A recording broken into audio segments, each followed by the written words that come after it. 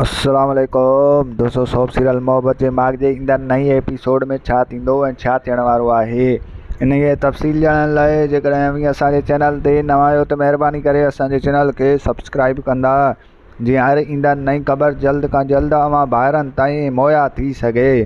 दोस्तों हाणे हलूं था ड्रामे जी तफ़सीलात जी तरफ़। तव्हांखे ॾेखारियो वेंदो त ॻोठ जा जेको आहे ॼट माण्हू हुया उहे शहर विया हुआ कमाइण लाइ, पर हाल उहे जेल में फासी पिया। ऐं तव्हांखे ॾेखारियो वेंदो त ईंदड़ नई एपिसोड में उन्हनि अबूजन खे साहब जे अॻियां ॻाल्हाइण बि न ईंदो ऐं हू बार बार रोअंदा। ऐं होॾो वरी तव्हांखे ॿुधायूं त जेको आहे सो लालू वीचारो उन्हनि खे चवंदो त जेको आहे तव्हांखे मां ॻोठूं वठी आयो आहियां कमाइण लाइ, पर तव्हां हिते जेल में आहियो। जेकॾहिं इहा ख़बर मुझेरी कई पई त मुझेरी सॼो ॾोह मूं ते ॾींदो। ऐं होॾो तव्हांखे ॿुधायूं त मुझेरी मुछर जेको आहे ईंदड़ नई एपिसोड में ऐं जेको आहे होतू ख़ान खे चवंदो त अड़े बाबा खड़पील त असांखे पैसा ॾियणु आयो, हू असां ते भलाई करणु आयो, हू असांखां पैसा वठण त कोन आयो, असांखे हुनखां वठणु घुरिजनि हा।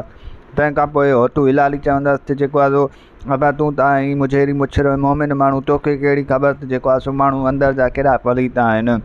ऐं वॾो वरी तव्हांखे ॿुधायूं त माई काज़ी जेको आहे ईंदड़ नई एपिसोड में खड़पील खे चवंदी त तूं एॾो छो परेशान आहीं, असां त अञा ताईं हिन ॻोठ में आया आहियूं, तूं ईअं परेशान न थी, परेशान तॾहिं थिजां जॾहिं असांखे हिन ॻोठ मां कढे छॾनि।